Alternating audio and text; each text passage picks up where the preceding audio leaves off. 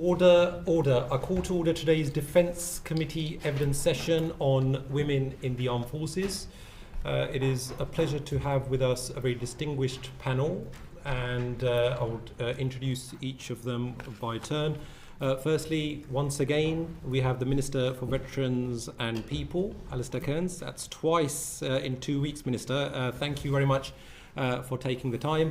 Also, we have with us the First Sea Lord, Admiral Sir Ben Key. We also have with us the Chief of General Staff, General Sir Ronald Walker. And we have with us the Chief of the Air Staff, Air Chief Marshal Sir Richard Knighton, and also Sam Deforge, the Director of Conduct, Equity and Justice. Thank you very much for taking the time to appear before us for this hearing.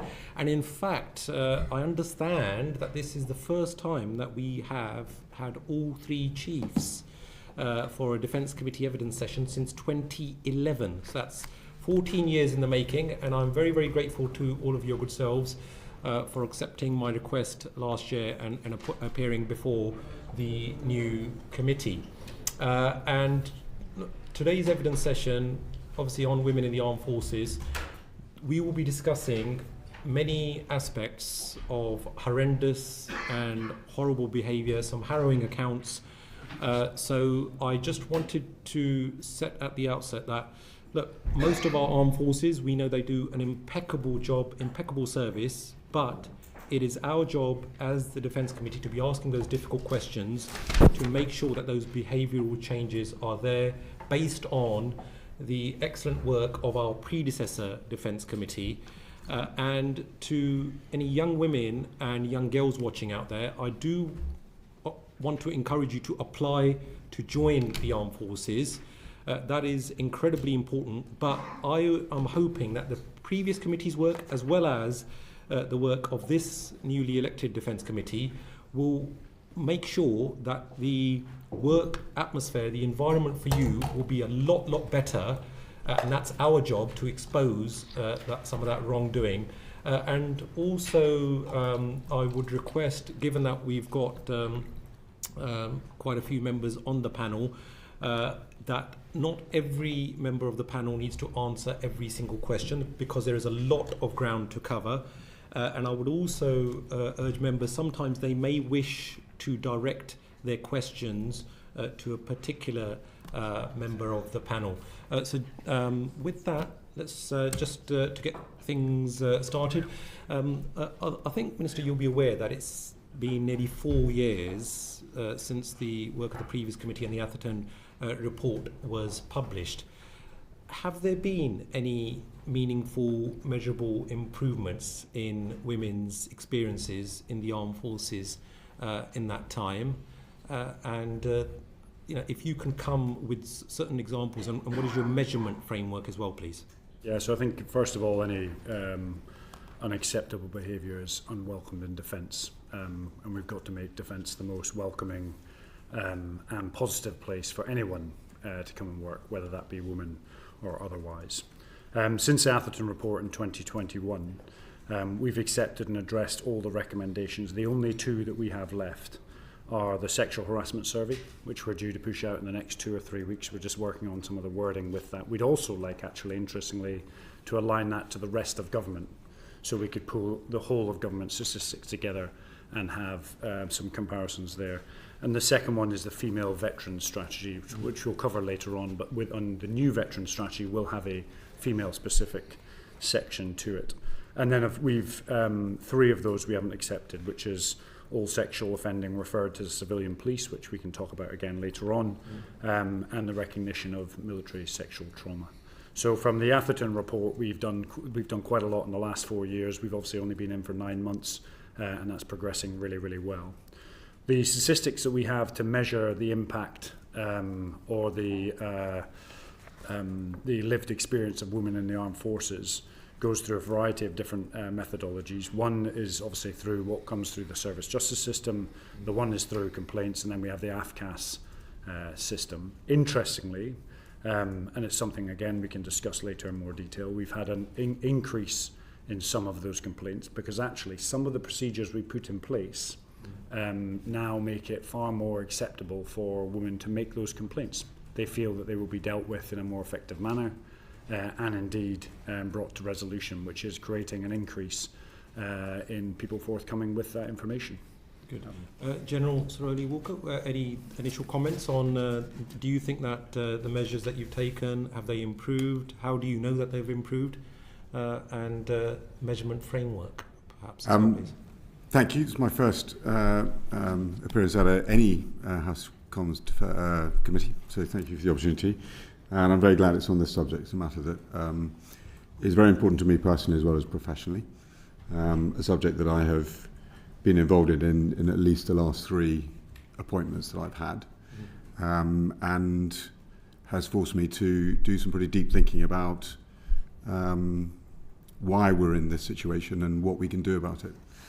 Specifically to the changes, there are a whole host of changes that that you'll be aware of in the written answer. What I would call out is the measurement framework, interestingly, which I think is a new initiative in the last year within the Army, trying to baseline against industry standards of how you measure culture, behaviour, attitudes, and perceptions, and how you can ingest as much of the data that we have through surveys, through reports, through statistics, and how you can then do the analysis of that to draw deductions.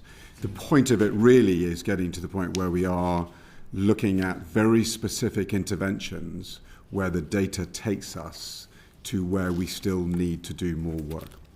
So I think that's an area for further development. It's beyond a proof of concept for us as a service, but I think it's one of these things that we would look to scale. Okay. First, Sea Lord, any initial comments on what's been happening? Thank you very much, Chairman. And firstly, I'd just like to echo and support the Minister's views that we are determined absolutely to create a Royal Navy in which people are judged for their professional conduct, welcome for the contribution they make and accepted for who they are, and that behaviours that run counter to that will not be accepted, and particularly those around unwelcome sexual behaviours. We've made a number of changes in the last 2.5 years, particularly since the former female submariner, Miss Sophie Brooke, came forward with her allegations in the Daily Mail, and which were then reported by me last October, as well as issuing a public apology for the treatment that she had clearly experienced. But alongside that, we didn't wait for those investigations to conclude. So we've established a culture and leadership cell headed up by a 1-star. We have engaged broadly with our sister services and actually externally to put ourselves to find best practice and to work out what are the most sort of cutting edge academic thinking that we can embrace and not hide behind, well, we're a seafaring service and so therefore we're special and unique. We're not, we're different, but we have to work out how we embrace those. We've opened up other ways for women to raise concerns about inappropriate behaviour, and the introduction of a centralised email box, the introduction of accessibility through an app for raising service complaints, have all seen an increase in the number of service complaints, which the Service Complaints Ombudsman, Marriott Hughes, I know has reported to you, has seen confidence, rising confidence in a system where people's voices will be heard.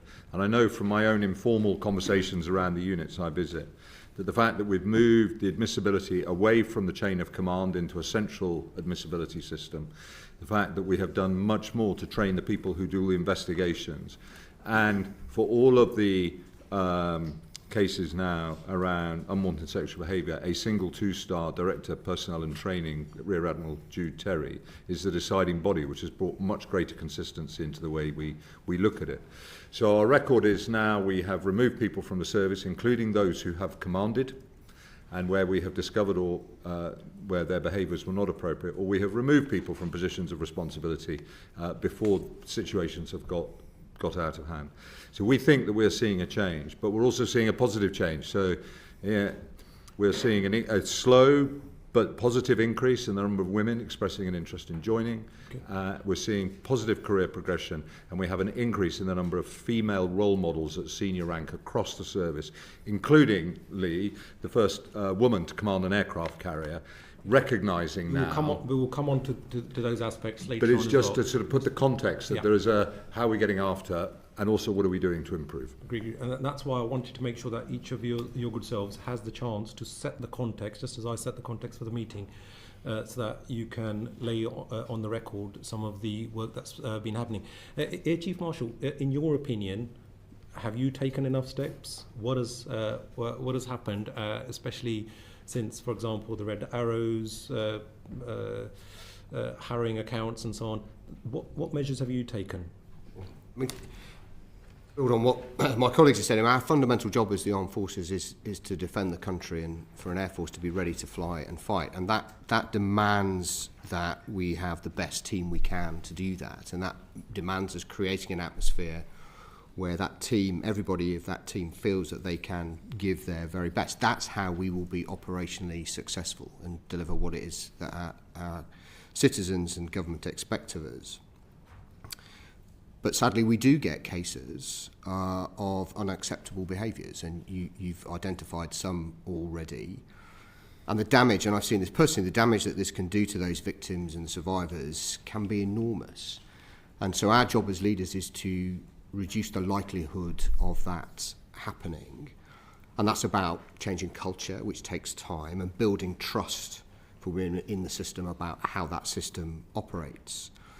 We know we haven't always got that right, but we are making improvements. So from an Air Force perspective, we created a dedicated team to conduct investigations on complex, unacceptable behaviour cases. And that's kind of the model that you heard announced this morning is going to be rolled out more broadly to defence. Yeah. We have an We'll come on to that one later as well. We have an RAF climate assessment team. We publish the case outcomes on a quarterly basis, so our leadership, so we're very transparent about that, and we can build trust in the system. And we've reconfigured our service complaint system so it delivers speed and fairness and independence from the chain of command. And similarly with our disciplinary system. But if you look at you were asking about evidence and data. If you look at representation rates, the Air Force has grown to over 16% of it of our service people are women. Our retention rates are up, so a smaller proportion of women than men leave, and our recruitment rates for women are also up, and a number of applications we will come on to recruitment and retention later on, so you'll have the chance to, when members question on that particular issue. I just wanted to bring in briefly also Ms. DeFors, in terms of your experience as the Director of Conduct, Equity and Justice, if you'd just like to lay very briefly your introductory remarks.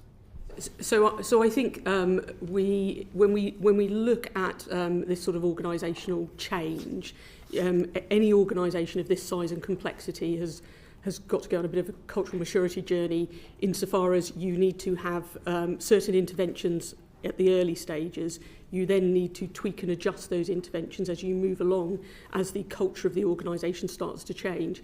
So I think we are seeing, and colleagues have touched on them, a lot of green shoots. I mean, I think the expressions of interests from women is really positive. The pretty much doubling of service complaints coming through over the last 3 years. I think actually you will have seen, because stats are really valuable, but also the anecdotal evidence that we've been able to confidentially share with you from folk who have used the Victim and Witness Care Unit. I think we're seeing increasing confidence in order to take things forward and to raise them, and in the support we're seeing far more women moving up through the chain of command as well. So I think there's a lot of green shoots of data. I think none of us are under any illusion that this is solved. This is ongoing work, but we're starting to see that come through in the data. Good. Well, it's good that you've set the context. But Minister, the correspondence that I and the committee have received, for example, from the MOD trade unions, is quite counter to the narrative that has just been set out in terms of sexual harassment and assault in the defence sector. And I quote, "We've been perpetually disappointed by the response to this by MOD. The severity of the complaints is only matched by the poor response." So, according to them, this has to stop. That the MOD must be made to tackle the issue and not be given a choice to simply hold perpetual meetings to discuss it. So are there too many meetings being held? Are there too many discussions and not enough tangible action? I actually think there's been a lot of action. If I was to lay out since 2022 what we've delivered to the armed forces, we've taken the Defence Serious Crime Unit out of the single services and created an entity that's separate to the single services. That's now held in very high regard. On top of that, we've got the victim and witness care unit. We've created zero tolerance, which has reduced anybody's ability to get out from being held to account. We've created the My Complaint app so people can separately come in and make complaints. We've got mandatory training now, of which I went through when I was serving, across everybody within the armed forces. We've got service complaint reform in all three of the single services, and we can talk to about what we're doing. This is what's been done already. We've got made sure women are on every court-martial board, and ensuring that the complaint system is already separate to the chain of command, i.e. your lieutenant colonel or your wing commander in charge will not be the individual dealing with your complaint. It will go side and up. In specific, when we're talking about civil service, which I think is the issue, I've sat down and spoken to trade unions twice on this, and this is about ensuring that when defence works together with the civil service, in particular within main buildings, so the department, that we have the right culture. Yeah. And whilst this cultural change has been going on within the defence sector, hasn't necessarily been going on within the civil service, and we've got more work to do there. I know you've taken on board your brief very recently, and you're having those engagements with the unions. But the evidence that we've received thus far seems to run counter. So obviously there's a lot of work to do there. General, I want to come on to your good self. There have been very horrendous examples of behaviour uncovered by some excellent investigative reporting, including from Sky News and with Becky Johnson and Rebecca Spencer, and that a lot of that, it just seems that the measures that you've talked about, that they don't seem to have had the effect that's required, and it hasn't increased the confidence of service women. How would you respond to that? With a great deal of sympathy and acceptance of that. I think to one of your points at the start, when we look at the raw numbers, which is to perhaps over-rationalise the fact that there are real victims who fear perpetrators and predatory behaviour. Most people in the army are able to come to work every day and go about their business without being bullied, harassed or discriminated against. So from our records, 4% of all of the cases of misconduct or offences, all of the offences and the misconduct are only carried out by 4% of our personnel. So by definition, 96% of our staff are able to come to work and do their job without fear or favour. Now, 4% is still a large number of people when you consider the size of the British Army. So I absolutely recognise that we still have work to do. There are some recurring themes which we are addressing. Self-evidently, there continues to be a prevalence of bullying, harassment and discrimination within our ranks. Any number of reviews and from the complaints and from the testimonials tell us that that is true. So that is absolutely accepted. The other angle to this I think we need to confront head on, as you touch on, is a lack of confidence in the complaints process. Firstly, whether there will be adverse repercussions of people complaining on their careers, or whether they feel that they don't have confidence that those complaints will be taken seriously. I recognise that, we recognise that. We are doing what we can to understand the data, understand where those hotspots are, and work out what are those interventions that, as I said before, being led by the data. Inevitably, we have to recognise that there are some cultural and structural barriers still. There is an association of masculinity with soldiering. That's been identified in the Wigston report. We have to recognise that is a barrier to integration. We have to find a way, I think, to begin the decoding of that association and a recoding around professional behaviours and operational impact, much like my other service chiefs have all said. So you ensure that those people will get justice, so those women, and that those changes are being made. I want to just go on to add more, if I may, with your good self, around WhatsApp groups. Now, is there a policy around WhatsApp groups? Especially, I was reading through some of the evidence that we'd received in 2023, for example, and according to one individual, a young woman, horrific commentary on military WhatsApp groups, and inappropriate images sent via work messaging groups, racist and sexist discriminatory language and bullying and harassment, and a lot worse thereafter as well. So I think this could perhaps be the next big scandal to hit the MOD if we're not careful. That it only takes somebody to either leak what's some of the commentary in those WhatsApp groups, or for journalists to get to the bottom, or for those to be hacked. So what has been set in place to deal with WhatsApp groups? We're entirely clear that if information like this is brought to our attention, that people are exhibiting unwelcome behaviours or thoughts or language, then we will deal with it. Now, we can only deal with the evidence that's brought to us. So I recognise that you've had evidence given to you that exists, and I don't deny for one moment that there will be people out there who are putting on WhatsApp groups messages that we would all feel extremely uncomfortable with. And we're completely clear that when that has an impact upon others, we will take action if it's brought to our attention. So this is not in any sense, a tolerance of these sorts of behaviours. There's a huge amount of education that goes on through the culture work, through the visits to units, through the education now at every training course includes activity to specifically show not just what we expect, but also how people's behaviours can have an unintended impact upon others, where we need to sort of hold up that mirror and help them understand that what may have been acceptable before they joined the service is no longer acceptable now. And we also give and expect the chain of command, people around them in that community, to call it out whenever they come across it. Because it can have that injurious impact, even if for everybody else on that WhatsApp group it would be considered acceptable. Otherwise, they would have said something about it themselves. So we do not, but I think at the heart, you started your question, what is the policy? I don't think we can set a policy that says you cannot have WhatsApp groups. All we can do is say that we've got I think it's about having proactive policies to make sure that people engaging in banter, and especially if they are somewhat testosterone filled, as has been conveyed to me on occasions, that there is something that's going to be done proactively to ensure that that is not happening.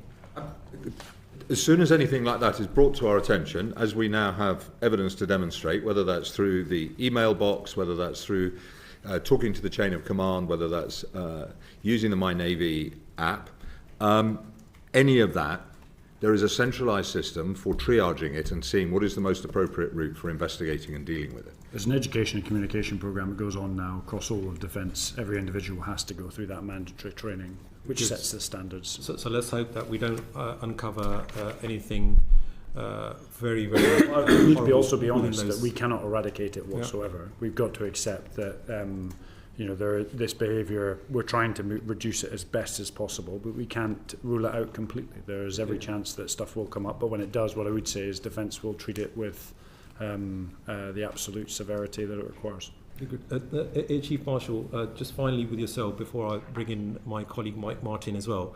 Obviously, we've seen the announcement this morning from the MOD, which, by the way, I had no prior knowledge of, and neither did committee members. So some of us were remarking earlier as to it's very interesting timing that should be announced this morning before our evidence session.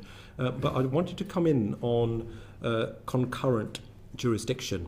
Now, it's said that army complaints are going to be taken out of officers' hands, but not all aspects of the process will be completely independent. So there's that particular thing. And also, it is also a matter of record that the jurisdiction within civilian courts, that actually has led to better outcomes for service women than simply when they're going through the military courts and the court martial. So how are you going to ensure that women do get justice, the service women?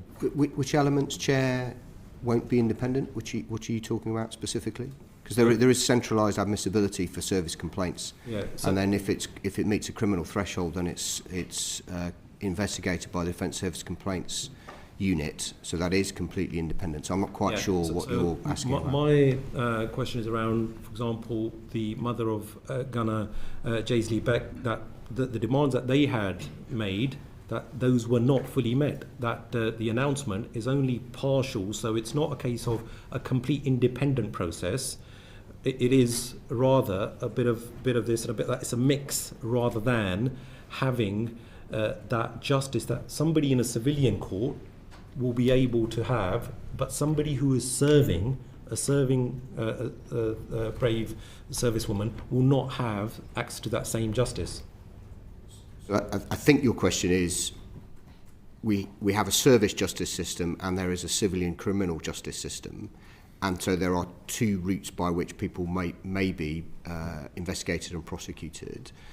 Sam is the best person to talk about it from a defence perspective, but victims have options about which justice system they wish to see their complaint investigated under, but Sam's probably best. 42% of all of those cases go through the civilian court anyway. So you have a choice. If you're an individual and you're going through your witness protection program, you have a choice to go through the service justice system or indeed through the criminal justice system. And that's, I think we don't want to close either one of those off. So I think it's very much down to the victim to choose which avenue they'd like to take. You wanted to comment? Can I help? So I think your question was talking about two slightly different things. So if we talk about service complaints, and if we think about that in a civilian context, you might call them grievances, for example, workplace grievances. So the changes made in 22 were that those complaints, instead of being dealt with by your, if you like, your local chain of command, they were taken away so that they were dealt with by central admissibility teams within each service. The announcement that the Minister's made today is to say for those most serious complaints, so workplace grievances if you like, those are being taken out of the single services and moved into a separate team to deal with them, so they are not in the single service chain of command. Current jurisdiction is around justice, so if we think about the civilian justice system and the service justice system, which is a different element, which is crime. So service complaints are not about crimes, although someone might raise a complaint that's actually a crime and then should be referred across. Agreed. I'm aware of the distinction. Obviously, it's just the conviction rates. But I think my colleague Mike Martin wanted to come in on this particular point. Thanks, Chair. This is a question for General Walker, actually. I know, General, that you're aware of the more than 1,000 women who shared stories on Fill Your Boots, which is a social media account about being raped and abused and harassed. And I'm just going to read some of them out here, just to put them on the record. I used to hold my breath in my room at night when they were trying the door to make them think I was out. Another one. I was being bullied and harassed by a senior commissioned officer. I raised it, but it was ignored. Another one. A sergeant kicked me to the floor, pinned me down, acted out a sex act on me in front of a warrant officer. Nothing was ever done. There's another one. I was coming back from the toilet one day when a bloke came out of the showers, pinned me against the wall, dropped his towel and told me that he knew exactly what I needed. It goes on. You know, one time I hadn't locked my door. The man walked in, looked me dead in the eyes and smiled at me. When I didn't smile back, he moved towards me until I yelled at him to get out. Thankfully, he did leave, but then nothing was ever done. So much of what we've heard this morning from you and your colleagues, General, those complaints relate to the army, which is why I'm asking you the question, are around process and around structure. And process and structure are important, they're necessary, but they're not sufficient. These allegations, if proven true, are really, to get to the heart of the matter, are about command and about leadership. They're a command and a leadership responsibility. And I think you, in your responses to these, you said that that senior ranks might have even been actively complicit in those cases. So in cases like this, what does command and leadership mean to you? What actions should the chain of command be taking to make sure that this doesn't happen? And should that involve, frankly, removing people, sacking people from service for acts like this? Is this not the only way to deal with this kind of behaviour? Thank you. Like you, I can tell by the way you're reading those stories how upset they make you feel, how angry they make me feel, how ashamed I am as the head of the army that those are what our soldiers are reporting. I mean, I share probably, we've soldiered together, we know what this feels like. So I come at this from a position of anger, of emotion, and of a desire like you to see some form of justice or reconciliation. It hurts me that young people volunteer to join our army, citizens volunteer to fight for this country. Combat is hard enough as it is when everything's on the line and the only thing you've got is your teamwork around you to keep you safe. It angers me that those people are having to fight their own people before they get in front of the enemy. So I'm with you. This is a chain of command responsibility. That chain of command has got to be robust, resilient, disciplined, and effective under the most tremendous loads of combat. So we've got to enforce and ensure that our chain of command does its job. That's why I wrote to my chain of command. It was a very, very specific letter to my chain of command. This is on us.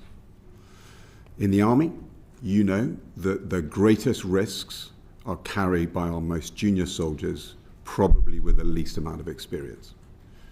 Our motto as an officer corps is we serve to lead.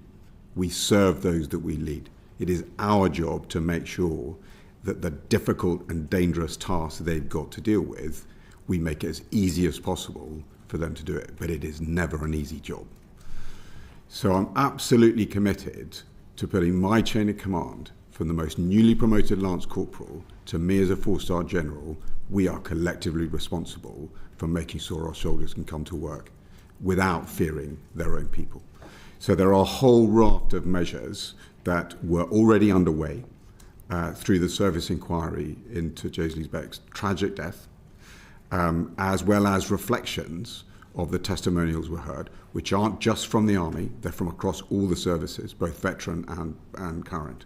And we've got to onboard that. But that's why I said it's my chain of command. How many, sorry to cut you off, but how many people have been sacked in the Army in the last 4 years, say, because of allegations like this? In terms of the... So I can give you overall, so there's over 100 people that have been kicked out of the armed forces for either sexual offending, unacceptable sexual behaviours or sexual relationships between trainees and... I want to bring in my colleague Calvin Bailey here as well, please.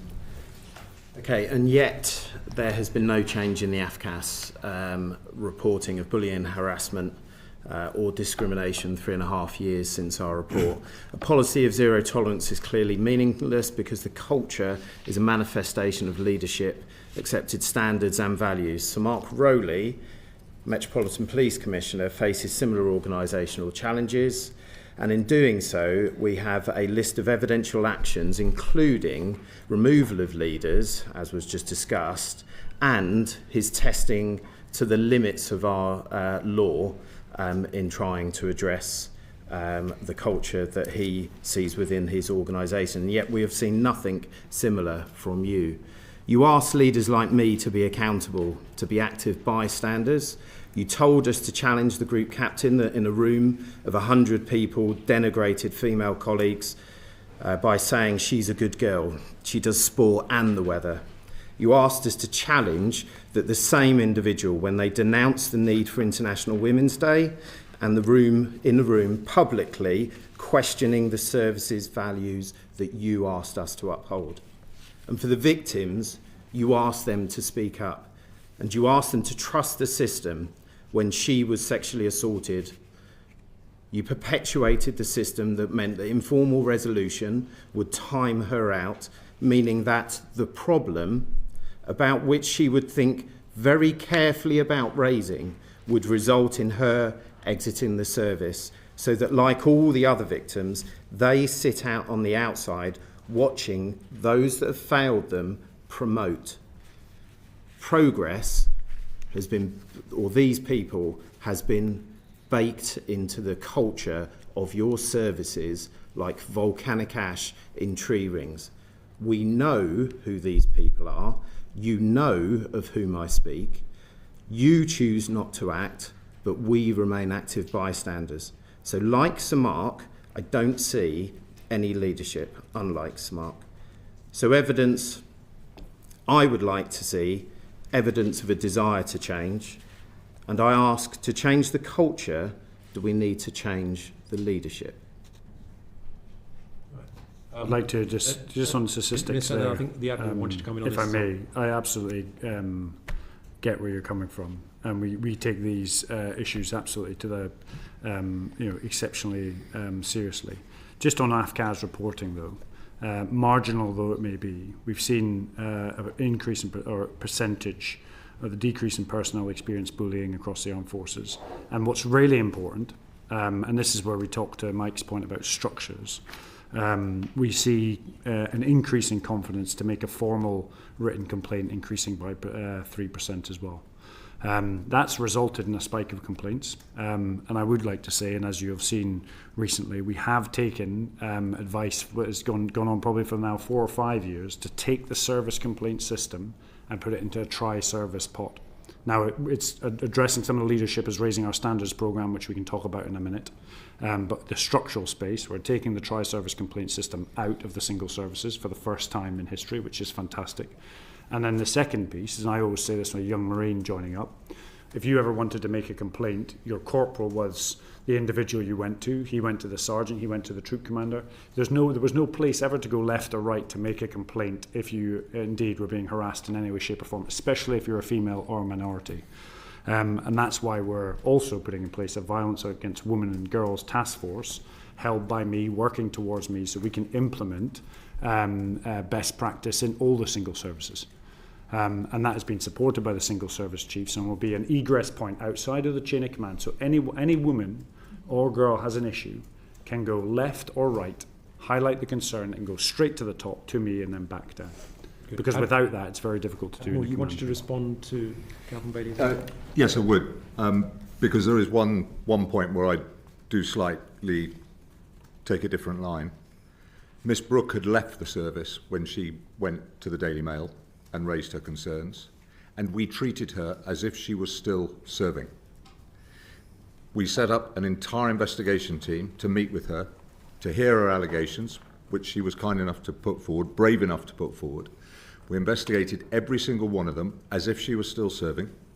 We recognised that others would want to come forward, and we established a confidential mailbox that would happen. And as a result of the number of recommendations that extensive investigation revealed, we discharged directly 3 people from the service based upon the poor leadership and behaviours that they had exhibited. And during the same period, discharged another 18 because of the wider evidence that came forward. So I recognise that there is a huge amount to do. We have still got some distance to go in bringing confidence to all of the women in the service that they will be heard. But to say that we are not taking action and that we are timing people out while I've been First Sea Lord is not true. We have acted wherever we have found and people have been willing to come forward. And to give us the evidence, we have then pursued that through and dealt with those who have transgressed. I would also observe that the bit that we're now really getting after, because of course doing things after the fact and later doesn't help those who are experiencing it at the time.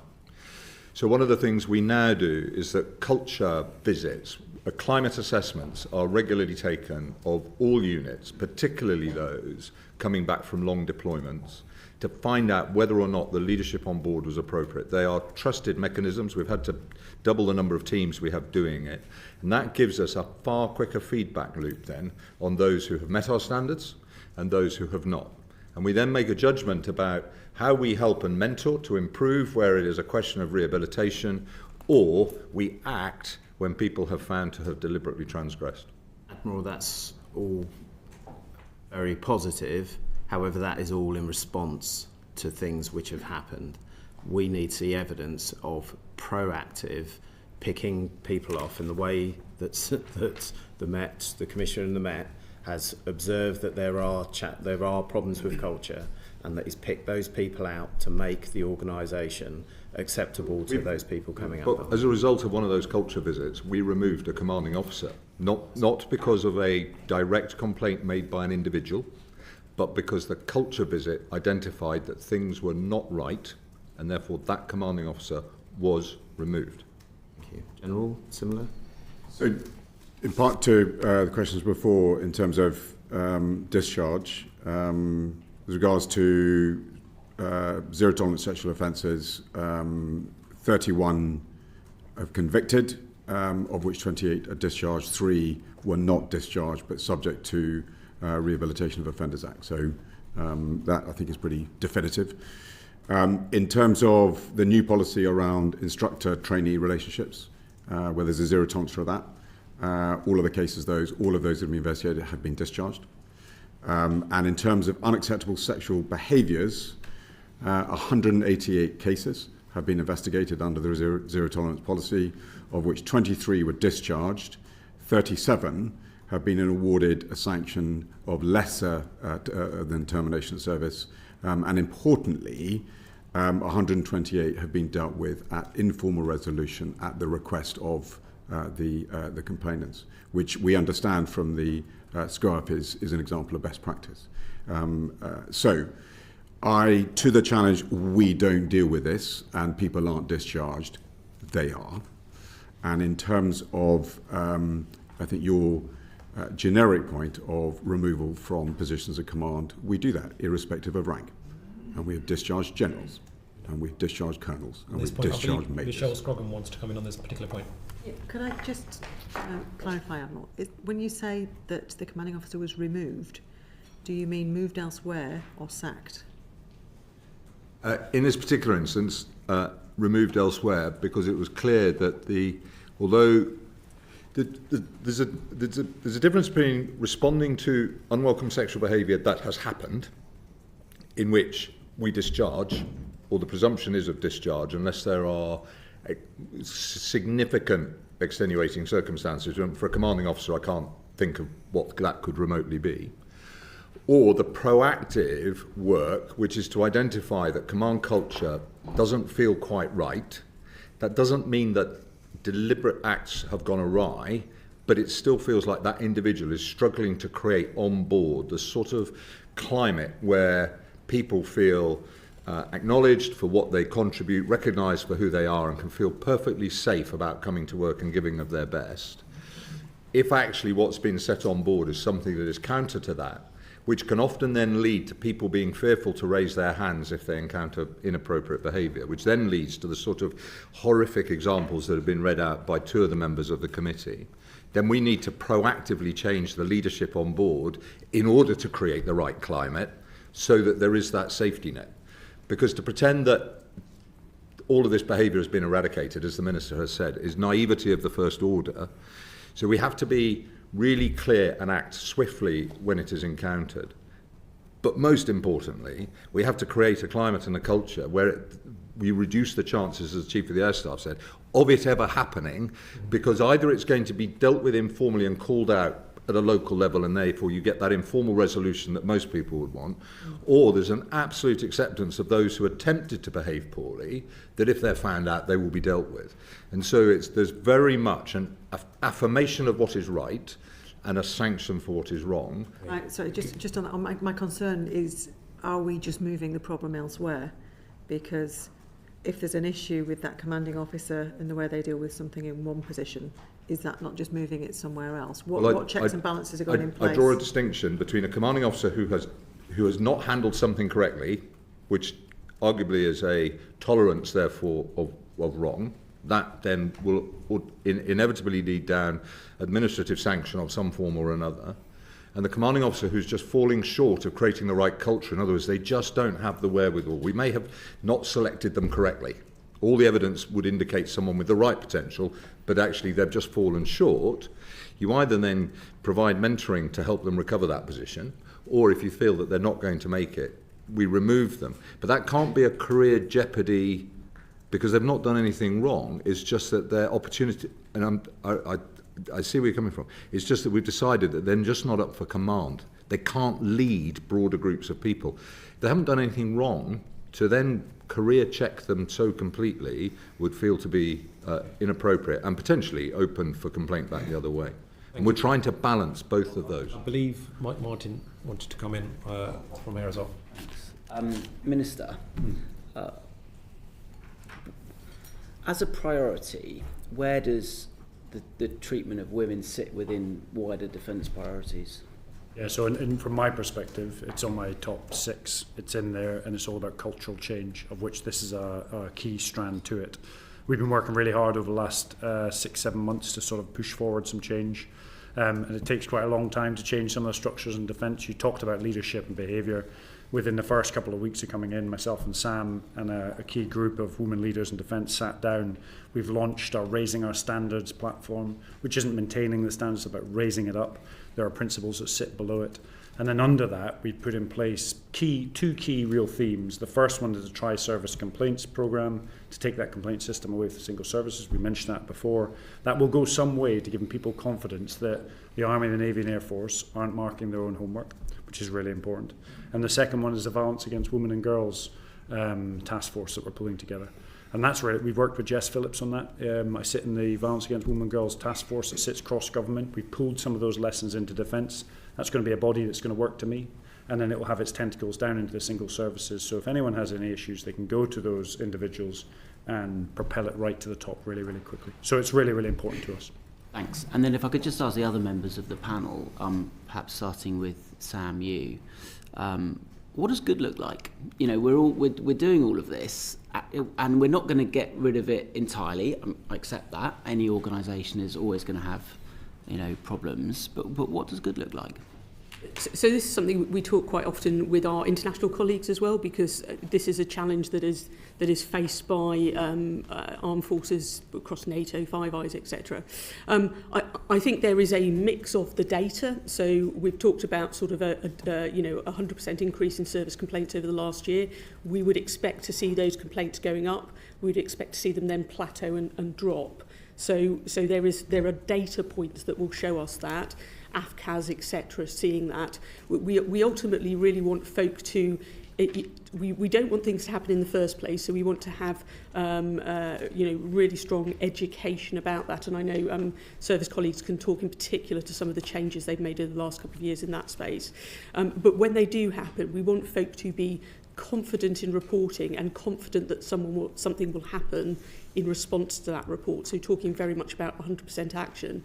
I think also one of the other lessons that we've been taken from a number of our other international colleagues, and again it goes back to this sort of an intervention at this point in the journey versus an intervention at this point in the journey, we have to change them. So there's something very much about the assurance. So how are we really confident that as the whole of defence that we are following these approaches, that we are delivering what we think we are delivering? And actually one of the other things the Minister has asked for is an independent KC review of the zero tolerance cases where we have retained folk, because actually so there can be some really correct and fair reasons for doing that, but let's get some independent assurance about how we are doing that. The other thing, and again working with Jess Phillips and colleagues across government, is what is the opportunity for, if you like, rehabilitation as well. So how can we create an opportunity whereby perhaps folk haven't stepped over the line, but they've stepped a little bit close to it. And when we look at some of the stats coming out of the world of education, where actually some of the highest levels of allegations of rape are amongst 14-year-olds, recognising some of those challenges, some of those almost gateway behaviours that can lead to some of the worst behaviours. How can we really make sure that we are recognising and understanding that, and in our phase 1 and our phase training right the way phase 2 training right the way through, we're putting interventions in place. So I think we have a long way to go, and we can't be naive about that. But actually, one of the things all of us actually regularly do is engage with our servicewomen's networks, a number of whom are here today, who provide some of that challenge. And actually, I'm looking forward to the day where they say, do you know what, it's great. Mike, what looks really good is when women turn up to work and they can enjoy work and have a great time and go home without any concerns about any predatory or unwanted sexual behaviour. Sure, that's what good looks like. How do we measure that? Exactly. That's through AFCAS, it's through complaints, it's through the offences system, and to ensure that that hockey stick that's gone up just now, which we think has gone up because of the confidence in the system to report, comes down. And that's one of the... So all of the facts and none of the understanding is really dangerous. It's a balance of the facts. Like, what's the metric? So it's the metrics, I think. Give me a number. So, for example, what date, what level? There were 3,000 offences in the service justice system last year. 33% of those were disciplinary, 24% were fraud, 19% theft, 12% violent offences, 8% sexual offences. We'd like to bring that down over time. We'd like to bring it down straight to what? Well, to as minimal as possible. But I'm going to be really honest, as I said early on.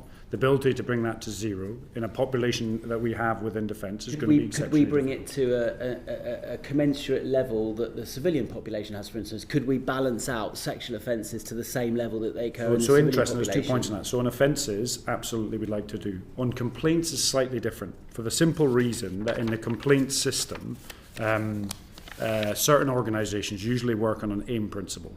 That AIM principle puts unwanted sexual behaviour in 3 brackets: inappropriate, problematic and abusive and violent. With our zero tolerance policy, everything goes into the right bucket, which in some cases skews the statistics when in comparison to civilian organisations. Because we deal with it, we have zero tolerance of it, so it pushes it to the right of arc. Whereas those in the problematic or inappropriate may not even be mentioned in other organisations. So we've got to be careful of statistics and how we compare them. That's why when we take our sexual harassment study that we want to push out, we don't just want to do it in defence. We want to make sure that every other government is doing it in the same process, so we can balance it all and provide the data. Thank you. General Rowley, you were going to say something. It's to your question of what does good look like. I mean, I'm completely with you. You know, the kit fitting, people not being discriminated at work. That's not good. That's the minimum that we should be expecting, right? So good, I think, to quote the lead of our or the team from our Army Servicewomen's Network, is really simple. They just want to come to work and feel safe, physically and in terms of their healthcare. That's hard to measure. So should we put a number on it? Would you commit to putting a number on it in the Army? Their perception. The second thing is they just want to be valued for the equitable contribution they make. So I think there is a high degree of subjectivity to this, but it's around, and therefore to me the litmus test is that network and the feedback that I'm getting. Are we making the right interventions? Are they seeing the changes that they need? And recognizing that there is some things that are the minimum standards, and not to settle for the minimum being considered good. That's just the entry level that they should expect. It does feel really hard to good. measure though, right? I believe Fred Thomas wanted to come in on this particular point as well. Yeah. Thank you, Chair. Question for the Minister. Sexual misconduct against women, as we've heard this morning, is a problem across our military. Which of the 3 services is it worst in? Well, you can say which is it worst in. We've got different sizes of different services with different female populations. So saying it's statistically worse in one over the other, I think, is the wrong way to look at it. For example, I have 1,300 complaints by women, 81 of those in particular around sexual harassment and bullying.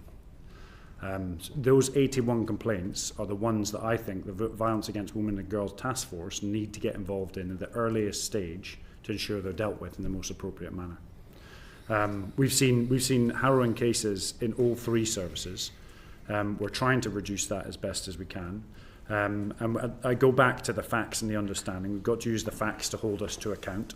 But there's also the understanding. You know, I've met at the moment, just recently with the Women's Network. I've met with Jess Phillips and the Violence Against Women and Girls. I've met with Forward Assist, the charities.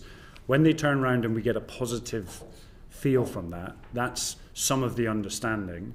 Combine that with the facts. That's when I think we can say we're improving. The risk is if you take either one of those, based on some of those comparable points you just made, out of in isolation to the understanding, you skew the system, and I don't think it's the right way of looking at it. Thank you, Minister, and I'm glad to hear that it's in your top 6 priorities, but unfortunately some of the numbers don't quite match with your aspirations. While you've been having various meetings with ministers and others, I think if we look at, what was it, the RAF executive leadership team, they only discussed this once because, and the reason why I'm rattling off these stats are because our committee asked the Tri-Services at the end of last year to provide us with stats as to how often they had discussed issues pertaining to women and about organisational culture. I can rattle off in terms of some of the others where they've only met twice, and also the sexual harassment survey, which you alluded to earlier. Now that was supposed to be launched last year. Unfortunately, that's been delayed, and now it's apparently we've been told it's late summer of this year. And also at this point, I'd like to point out that the Centre for Military Women's Research, they pointed out that, forget now, the outcomes of the 2023 sexual harassment survey, they had not seen any reporting of the outcomes of that. So there are so many holes and so much work that needs to be done in order for your aspiration to be met.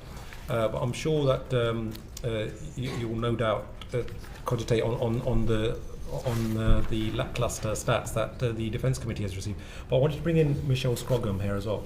Thank you, Chair.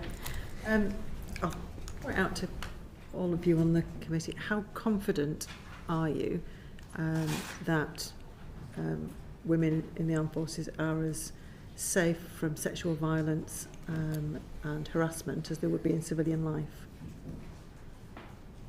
Could I just quickly, just on meetings, so we have a meeting in excess probably of once, if not twice a month on this subject in my office. That cascades down into multiple different meetings at different levels. The reason I have delayed the survey is because I want the survey to be rationalised with cross-government.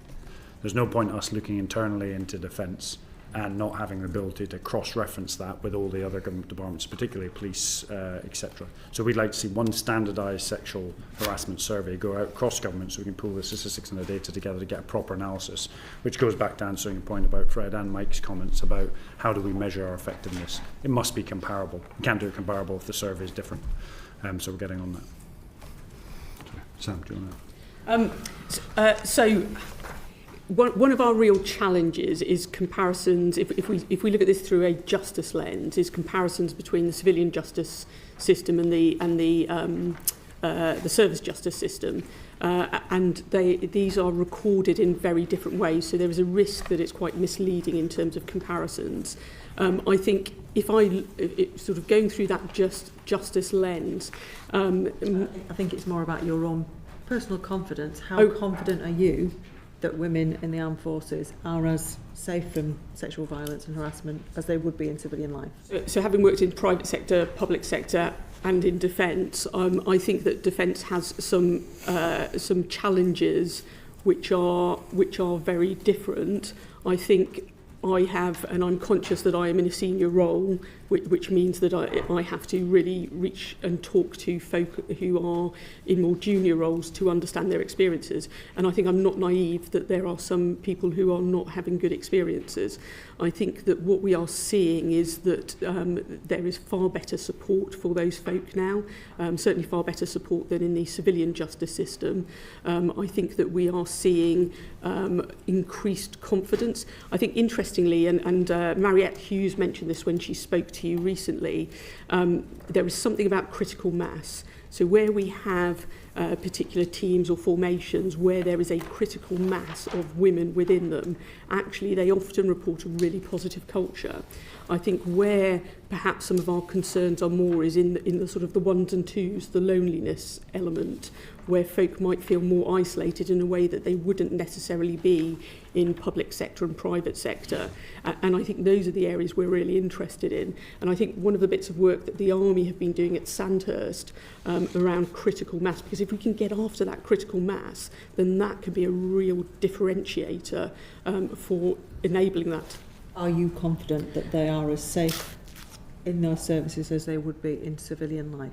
So I think in the vast majority of cases, I still continue to worry about some of those isolated folk. So I think in comparisons with civilian life, in some sections of defence, where there isn't that critical mass, I would say no.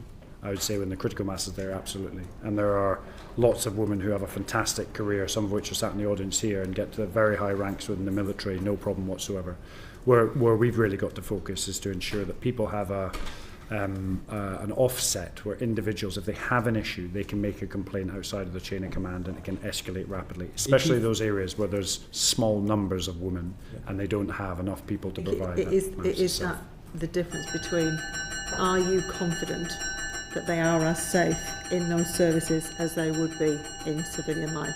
It's black or white. I don't really have the knowledge or the understanding, either police, the fire service, or comparable organisations that are similar in structure, shape and work profile to the military, which there are very few to that within the armed forces. What I can say, absolute confidence, is that we're working exceptionally hard to make sure that women or any other minority in the armed forces get everything they need to be able to deliver what they need for them. I believe the Air Chief Marshal wanted to come in there as well. So you're asking a question about how we feel, but if I could just take us to the hard data, because I asked myself this question in preparation. So I got the crime survey for England and Wales. And what that crime survey shows that 3.3% of women, according to that crime survey, aged 16 years and over, were victims of sexual assault in the year to March 2022, which is the data. That is a higher rate than we see in the armed services, so that there is objective evidence around that. In terms of are we confident, the very fact that we've described a system that still needs to be evolved and developed tells us that there is more for us to do and that we cannot be complacent. But the hard numbers show that women in the services do not suffer a higher rate of sexual offences. With respect, I would say the 1,000 that came forward after last month's figures came out, they're coming out after something has happened. If they don't have confidence to report that, I'm not confident to say that those figures are accurate. So if people can't come forward, you're not going to get the same numbers that you would in civilian life. So that's why I'm asking, how do you personally feel? Not what the numbers are telling you on the surface. Are you confident that women in the armed forces are as safe as they would be in civilian life?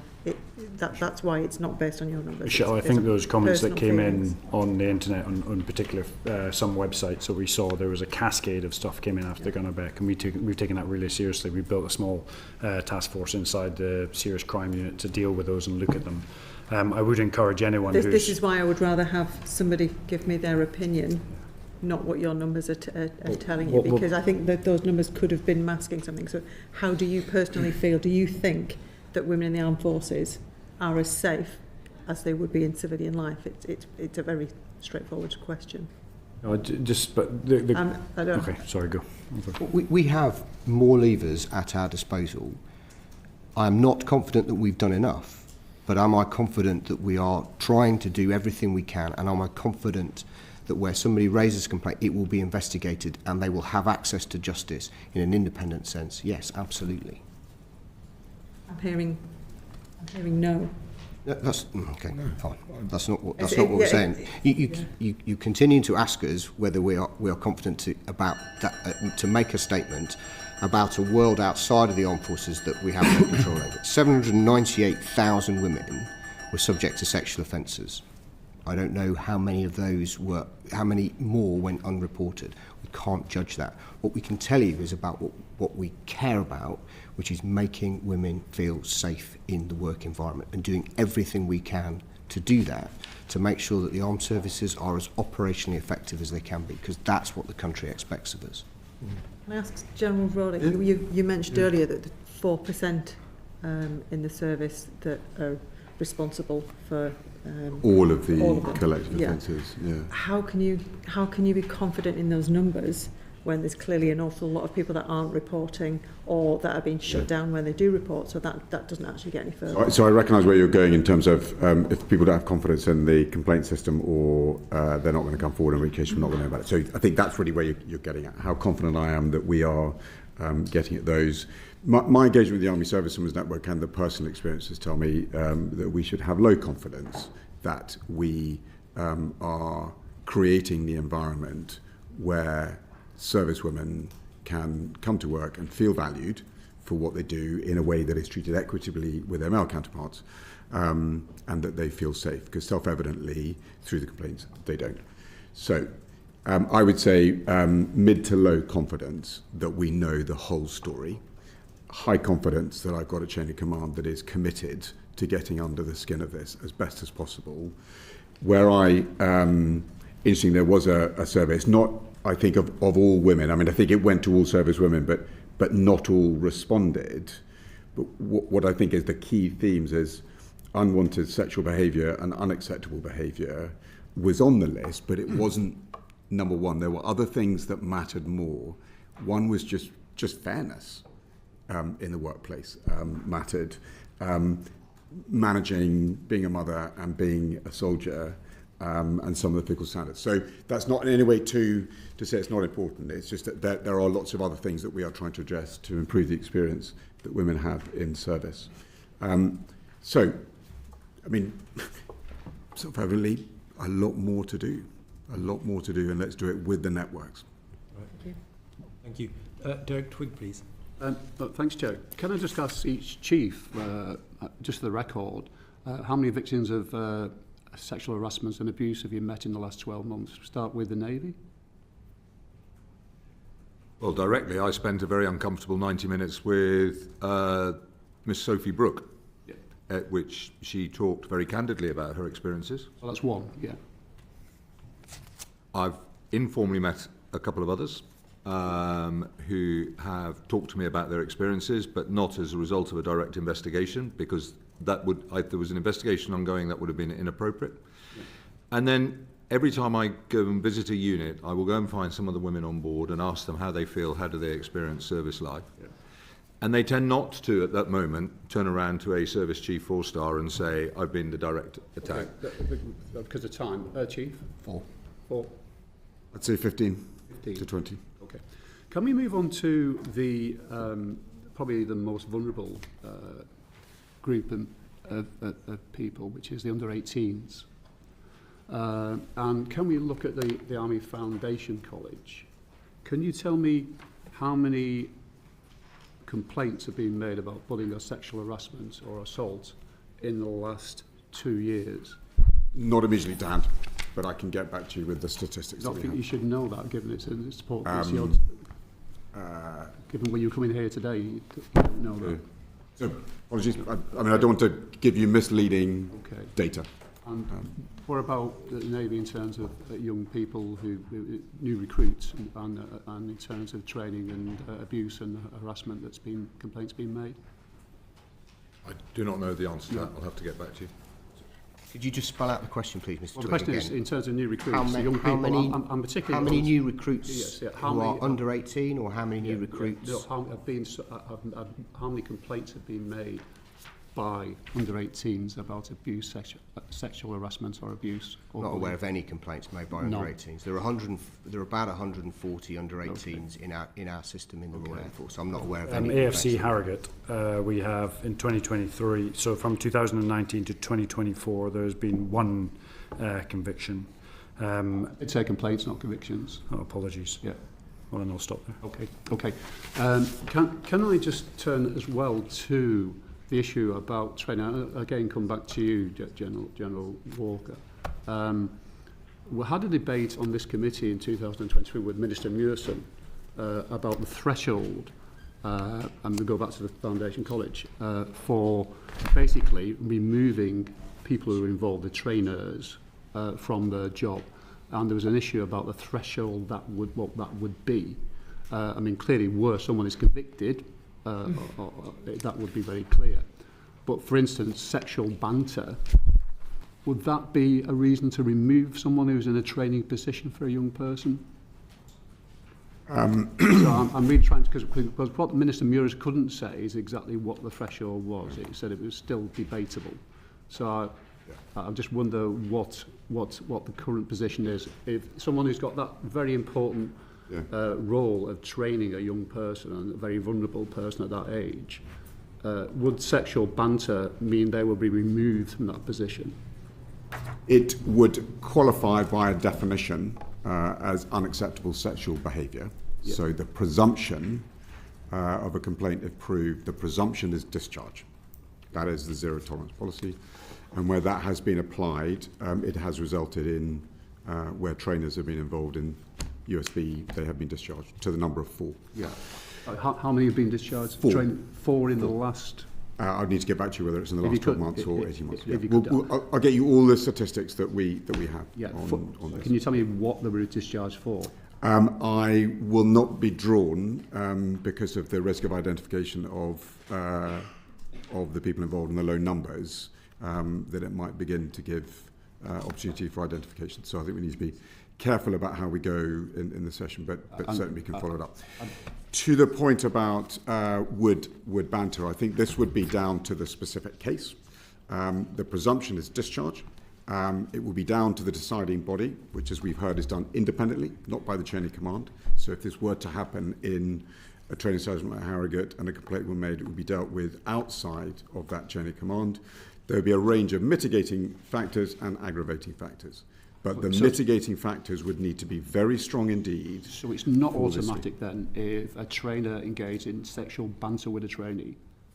I think that would have to come down to the specifics of the case and what would judge as the mitigating or the aggravating features. A mitigating feature, if I can just elaborate, because I think, just want to make this point, may well be the view of the trainee. It may well be the degree of remorse shown by the instructor. It may be the degree to which this was not intentional to offend. It might have been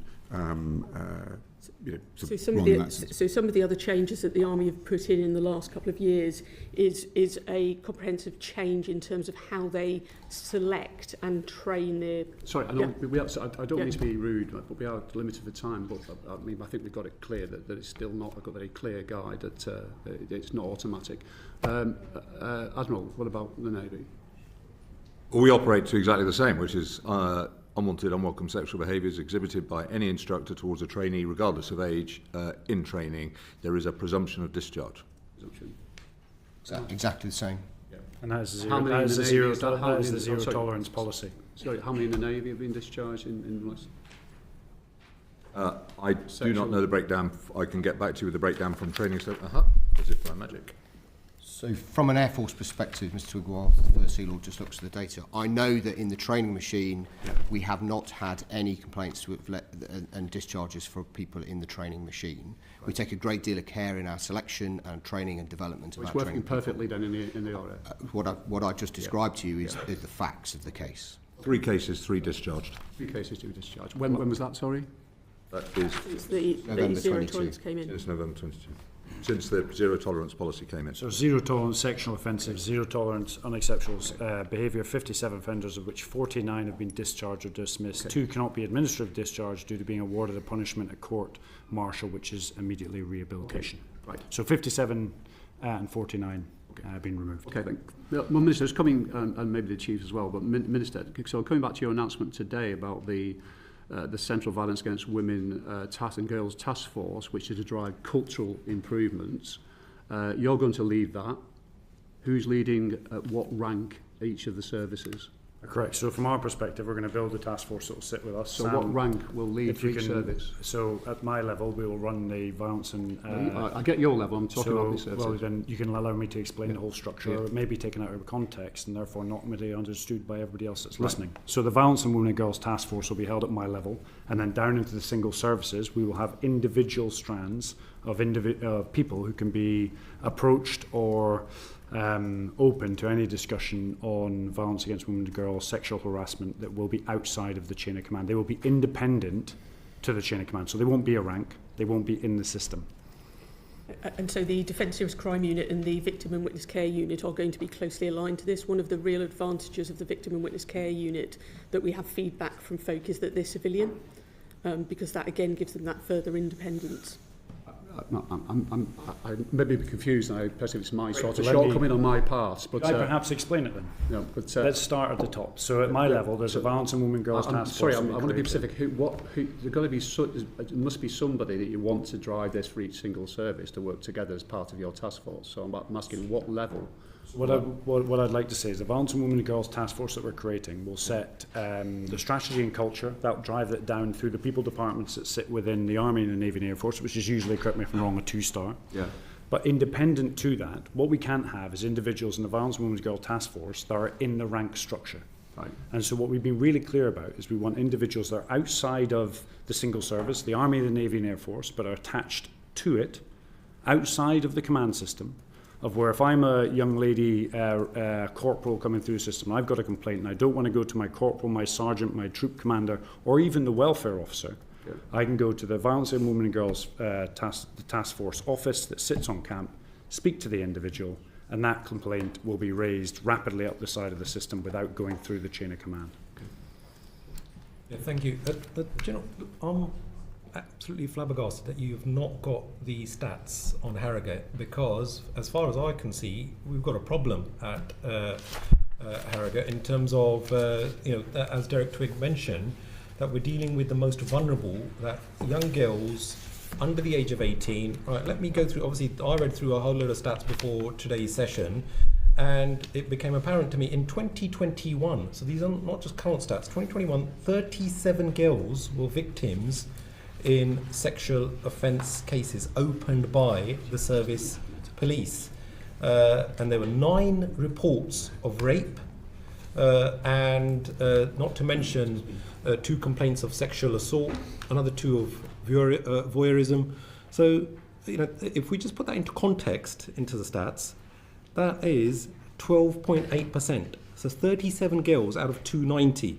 Now that compares with 1.2% in terms of women across the adult female personnel. So what's being done to get to grips with the situation? Because failures in the system have literally led women and young girls to attempt suicide. So, do you acknowledge that there is a problem at Harrogate? I think the official line is usually the low numbers of instances, which I'll get back to you with the specifics. There is a case of risk of identification of victims, and we've already named the place which narrows it. So I don't want to sort of dwell on that any further. The general point, Chair, I think with regards to the AFC Harrogate, is the start date of the junior soldiers, as in terms of the prevalence of exposure to sexual material, sexualized behaviours, abuse, domestic abuse and violence prior to arriving. So what we have recognised is there is a significant transition for junior soldiers arriving at Harrogate, where not only do they need to onboard the much higher standards of values and standards that we have for our armed forces personnel, but there's also a recognition of their experiences that have got them to that stage before. So we have a much more front-loaded program of preparation. So prior to arriving at the Armed Forces College, the Army Foundation College at Harrogate, all entrants will go through a program of understanding the Army's values and standards. We've seen a 500... Did you initiate that change? When did you initiate that change, sorry? That was in 2022.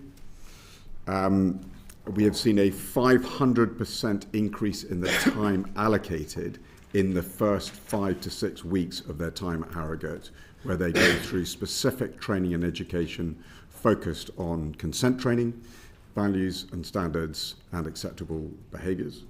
You have a much higher rate of safeguarding at Harrogate than you do in any other military establishment, and it has been praised, as I'm sure in the written response, the college has been recognised by Ofsted, as well as the local education authority, for the high standards of safeguarding. I mean, none of that is to in any way dismiss. But ultimately, I think people are being let down, those young girls, because those safeguarding measures are not in place. And, you know, I'm not some sort of professional politician or professional statistician, but the stats just don't bear recognition with, I think, what's May I interject being, just ever so slightly on the statistics? In Harrogate, we employ the zero tolerance policy, which means all allegations of inappropriate behaviour are automatically referred to the police.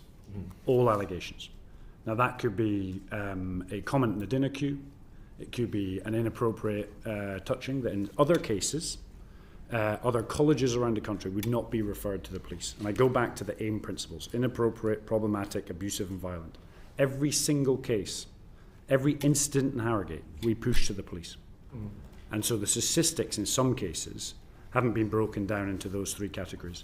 Now, we could adopt that, but what we are really clear on, as we take a large proportion, 12% of the junior soldiers come from the most deprived social and economic backgrounds, 80% come from lower to middle social economic backgrounds. We've got hard yards to take those individuals in and inculcate the culture of zero tolerance on that group. I think there's more work for us to do. I went to Harrogate 2 months ago to actually look at the command chain, to really give myself a feel of whether I thought that individuals between 16, 18 and 19 were being looked after and had the right network around them. And I was really impressed. And I would love HCDC as a whole to please come and visit Harrogate, because I think until you see it, it's difficult to understand. Yeah, definitely. Well, look, I mean, I could delve into this a lot deeper, given the information that I've got in front of me, including, by the way, it's interesting, Minister, that you should mention the dinner queues and so on. Is that racist abuse also against black staff? And some of my discussions with the Centre for Military Justice, I know we're not delving into racism in this particular session, but some of the women who have gone through horrendous experiences, and they have a problem in terms of intersectionality, they're getting a double whammy. Not only are they being discriminated against because they're a woman, but also because they are an ethnic minority on top of that. But I mean, because of the lack of time, I won't be able to delve further into that, but I do hope that that is being seriously looked at, because no doubt we 100%. will be coming back to this. I want to bring in Fred Thomas there as well. Thank you, Chair. Thank you very much to all of you for laying out in some detail and on the record the action you're taking within your relative services or within the department to try and get a grip of what we can all acknowledge is a serious problem. You've put that on the record now, so we've heard those things. I'm grateful for them. I'm going to ask a question about barriers now, and I'm going to come to you, Admiral, to ask about the Navy. And I would very much encourage you to bear in mind we've heard all the positive steps you're taking. The question I have is, what is your understanding of what the barriers are that stop women making formal complaints? And why is it that so many women sit on experiences of harassment or sexual misconduct for years and years and years, and maybe they never report it, or maybe it comes out on social media in years to come by, or maybe it's a known fact among the unit, but they never actually report it in any of the formal structures you've mentioned? Thank you very much for that question, and I can just come back to Mr. Twigg. No complaints have been made by under 18s under the USB regulations that have been registered in the Navy. None. To answer your question, what are the barriers? I think the barriers have been cultural and confidence, some of which have been well rehearsed by Marriott Hughes. So the confidence ones were that they would not be listened to, they would not be taken seriously, because very often the complaints were going to be overseen by someone who was in their immediate chain of command. That we have removed. Any complaint now is triaged, separate, independent to the chain of command. On occasions that was because the chain of command was felt to be implicated. On other occasions it was just the lack of confidence that the system would even be listened to. But we have taken all of that out now so that the chain of command does not have a role.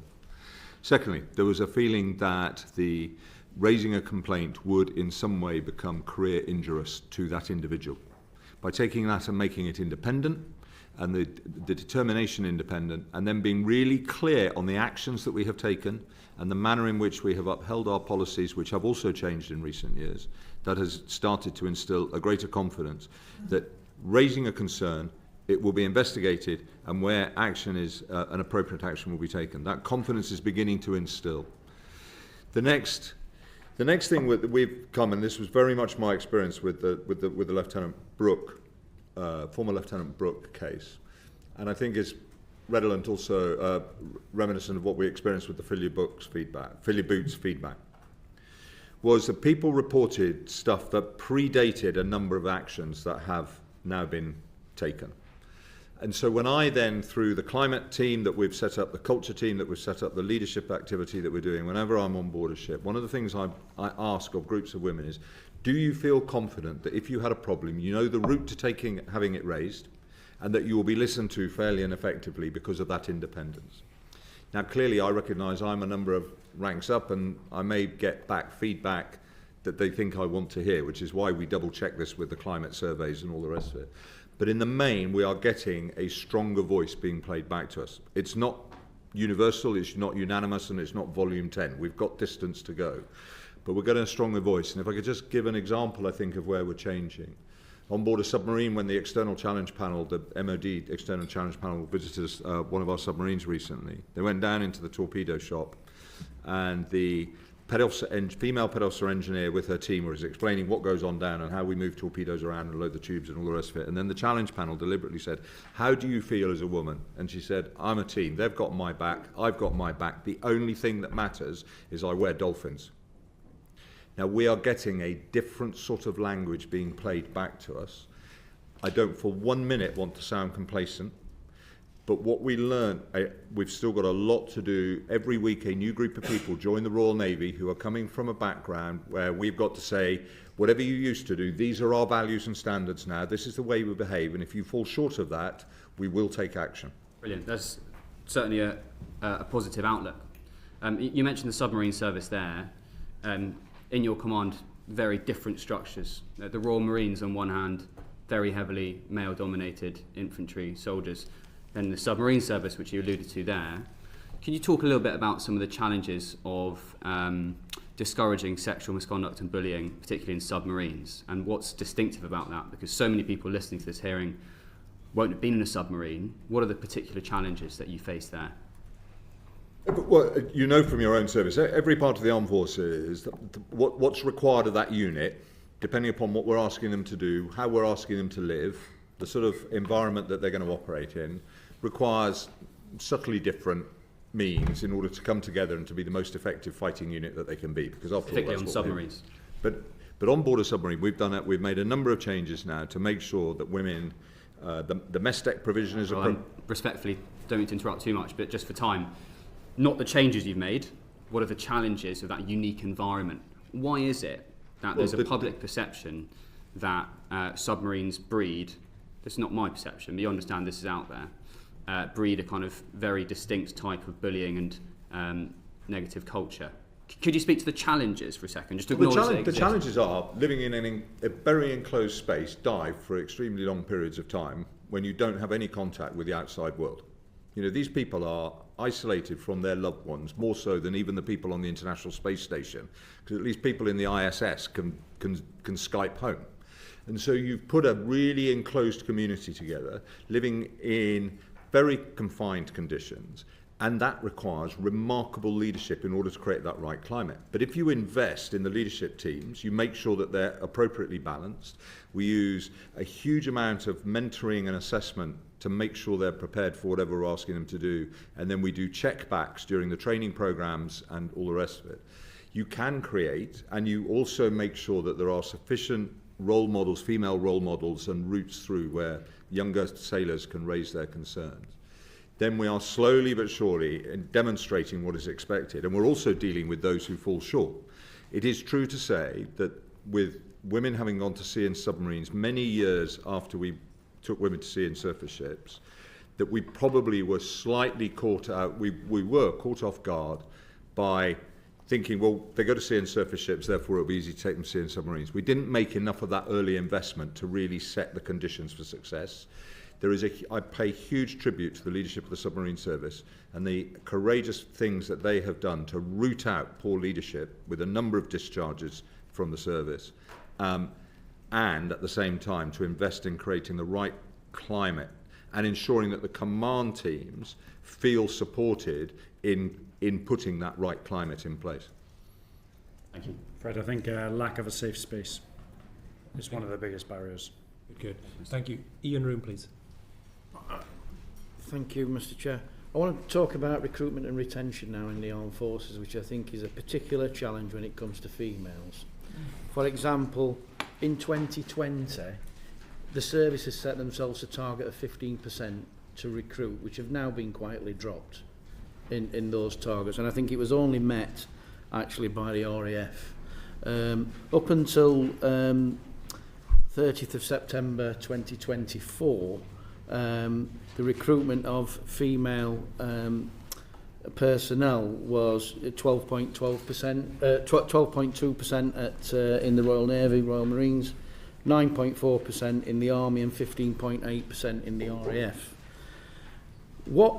So how focused are you in recruiting female applicants to the armed forces? I think it's absolutely critical we get as many females as we can into the military. Diversity, firm believer, is a strength, not a weakness.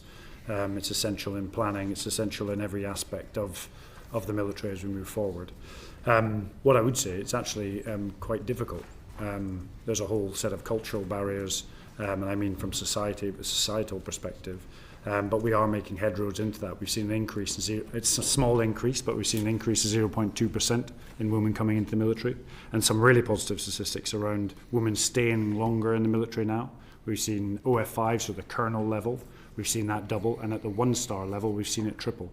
And of course, we've got the Vice Chief of Defence Staff as well, right at the top shop, which is one thing when speaking to the women networks in Defence, is the availability of role models for those coming up and through the system. The one thing they've asked for is an effective system for role models that they can see and help them come up and through. And so we've got a lot of different programs running. The RAF, the Navy and the Army are working on it to do it. I do believe that whilst we've said that 30% by 2030 is a target, I actually think it's an ambition, and I think it'll be very difficult to hit that ambition. I think we need to be realistic. What do you see as some of the barriers to recruitment at the moment? So, I mean, we've seen a 3%, over the last 4 years, we've seen a 3% increase in the number of women. So, and that's a kind of by an additional 3%, not 3% on a small number. But, and we've seen an 8% increase in the number of expressions of interest from women, which says to us that the stories we're trying to tell, the opportunities we're trying to portray are landing, but we've got a lot to do. One of the big challenges for us is that we recruit over half of our people into technical careers, and STEM, young girls in STEM, is still hugely challenged for the country as a whole. Now, we, for a couple of years, had a female officer actually placed on secondment into the Department of Education to help us understand how we could bridge that gap, how we could work more closely with schools, how we could open up, how we could create a narrative that opened up that opportunity to say, actually, careers in STEM, technical branches are available in the armed forces, and all of this works to your benefit. So we are trying to, and I don't make any excuses, we're trying to buck a national trend in order to bring in the amount of talent.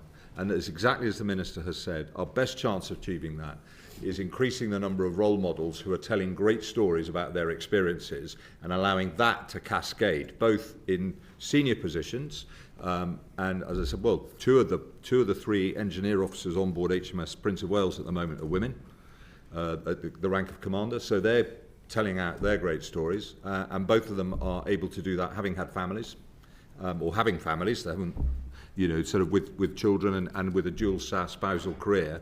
All of that would say to me that we're slowly but surely knocking down the barriers that have tended to make it difficult for women to be successful. But those role models, plus the younger ones, that increase in numbers and getting those stories out is the sort of thing we just need to keep doing time and time and time again, so that young girls in the school system can look at it and go, I can see myself as that individual, having that sort of life, doing that sort of meaningful work, and to other members, and I feel completely safe and confident that I'll be able to go to work in that environment. If we get that right, then we will find our natural numbers. May I just come in there? So retention and recruitment, both of which lead to an increase in the size of the Air Force and the other armed services are one of the very top priorities, because we don't have the number of people we need right across the services. What I want is to recruit the very best people into the armed services, and it seems to me entirely ludicrous to imagine that women should not be included in that cohort of the very best people. But just to give you some kind of confidence around this, I mean, in 24-25, the numbers are looking at about 16.5%, is the most recent stats I got in terms of women joining. But in 2022, we had just over 4,000 applications from women. In 2023, we had 5,700 applications. And in 2024, we had over 7,000 applications from women. So we are definitely doing something right. But 70% of our professions in the Air Force are STEM related. And when fewer than 1 in 5 women and girls study STEM related subjects at A-level and university, that is a real challenge. We have to outperform the rest of society if we're going to do that. Part of the way we do that is demonstrating what a great career it is and giving people those role models and the phenomenal training that we provide and the responsibility that we get. But the hard data says that we are definitely making progress. The statistics are really sort of pretty even, really. I think we got 11% intake and about 9% outflow. So we're doing something right there. But and you know that's consistent with international recruitment as well, compared to other forces. However, what specific plans, maybe, Minister, have we got for, say, the 10-year time period?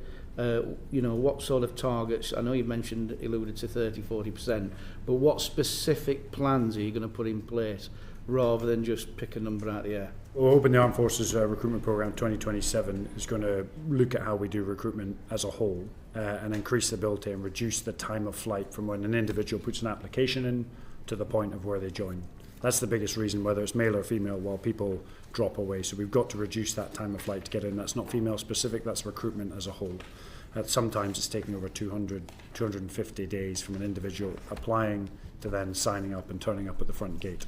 That's just too long. So we've got to reduce that down. In the Armed Forces Bill, we're looking at putting the spectrum service, so it's easier to move between commitment types. So in particular, service categories, which will give people a better balance between family life and work and provide more variable working hours. We've got wraparound childcare that's in place. And each single service has their own programme to increase recruitment of females across all of the services. It's worth noting, though, women are really well represented in logistics, personnel, medical and intelligence. They're less well represented in the technical trades. That was mentioned by the lack of STEM qualifications in sort of women in broader society, and in particular in ground close combat roles, which talks to earlier that tipping balance where you have a certain amount of people within a regiment or a unit that provides that sort of safe space and commonality with their fellow soldiers, sailors or airmen. I don't know if there's any specifics you want to cover, Sam. So I think the specific is experimenting at Sandhurst based on best advice possible. They're trying to, what is the optimum critical mass you need in any given unit of action that results in the breakdown of prejudice and misogynist behaviours and that everyone's valued, and it's around 30%. So the loading at Sandhurst and they're doing the trials on this to validate the data, is making sure you've got a sort of 30% male to female in selected platoons or companies, and then seeing the impact over time in terms of performance, wastage and training, as well as longer term career. So there's a longitudinal side to this which we need to sort of see playing through in terms of return of service. To my colleagues' various points, so we have seen about a 6.2% increase in the expressions of interest from female citizens to join the army. I think we are at a 20-80 split for soldiers, regular and reserve. I think I'm correct in saying it, as officers, the expression of interest is nearer 75-25, which is positive.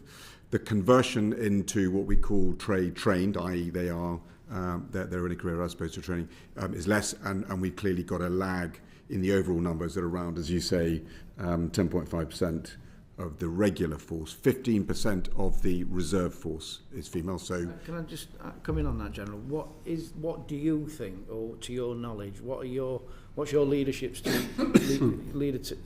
teams telling you why people are not carrying on from the application to conversion to actually being in the job. What are some of the reasons why females are not carrying on with the application? Is it the length of time? I think that's generic to a lot of young people who are trying to join, and sometimes the time away from home is a challenge. Maybe there are family issues, which means that they leave. That's a high number of why junior soldiers leave. Some conclude that it's just not the career for them, that they're either not good at it or they didn't want to try it. And so you see a sort of conversion rate and a level of wastage. It's gone from around a third wasted in training once they started a training depot, and we're getting that closer to a quarter. In some trade groups, as the Minister said, it's much higher success rate. So in most of the logistical and medical units, it's much higher. I think I'm correct in saying in some of our medical units we've nearly a 50-50 split male-female. But I think what that betrays is in some of our ground combat unit is much lower, and we're not nearly near a critical mass that begins to make cultural change in the way they conceive of fighting power.